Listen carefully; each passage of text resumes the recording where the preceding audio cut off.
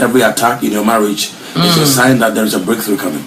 You know, so you got to be sensitive. If you focus on your spouse, you will never be happy. You got to focus on the enemy and deal with the enemy, and then you realize that your spouse will change. That's right. So marital conflict, you need this book. Make sure you grab your copy. These are hardcover made books, quality made books. So make sure you grab your copy. And one thing about the books is that many people don't have a reading habit. So I didn't write the long books. It's something, wisdom points. These are quotes. A quote, wisdom point, that one wisdom point is enough to feed you a whole month. That's right. So there are wisdom points from a lot of research and a lot of personal experience. Yeah, so you want to grab your copy. Yeah, it's easy to read. Very, very easy to read. Everybody can go through it. That's right. You can slip it in your purse or in your bag, and then before you know, you are done reading. So we're going to go straight to let's go straight to the white man cheating, and then we come back later. Sure. Praise God. All right. So we're going to talk about why men cheat, why men cheating, and how to avoid it. I think since this week we've been talking about a few things, talking about setting boundaries as a man and also dealing with your backgrounds and all that. Today we're going to look into what are some of the things that we women do that drive the men to cheat.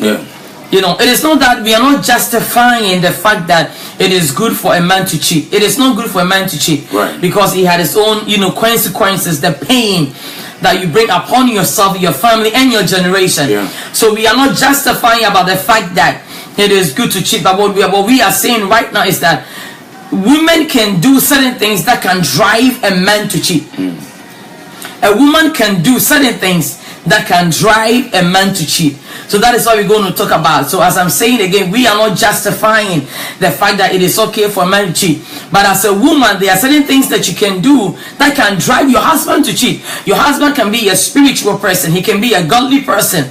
He can be a person that, setting boundaries and all that, trying to take good care of himself, staying away from women. And he's admiring you and all that. So we are not justifying the fact that it is okay for a man to cheat, but what we are saying is that as a woman, you got to be careful and you got to guard yourself so that you don't drive your husband to cheat. Right. For example, if you're a woman and you are loose, you don't know how to talk. All the time you are throwing tantrums at your husband, you are insulting your husband, you have no manners.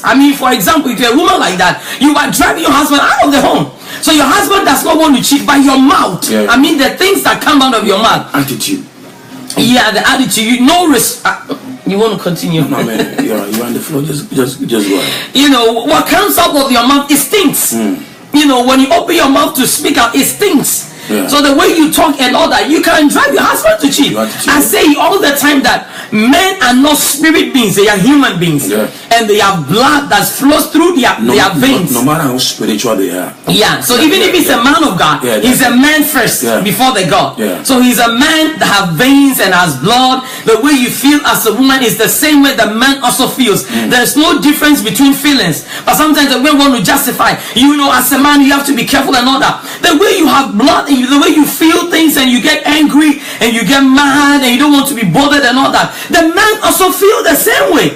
So as a woman, you don't have to feel that, as for the man, he has to be, super holy, a man has to be like this. It is true. But the same way that you expect from your husband, you, the woman, you have to do the same thing. And go and hand comes. So there are certain things that we do, as I'm saying, our attitude, the way you talk, that alone can drive your husband from the house. He can be a godly person. He can be a spiritual man. He can be sweet. He can be loving. He will give you everything that you want. He is there for you, spending time with you. But your mouth, when it comes, it's like a bombshell. You are not able to guard the words that come out of your mouth. It can drive him. There are a lot of women in the church who will sing and jump in church and all of that. But the truth of the matter is that you can't live with them.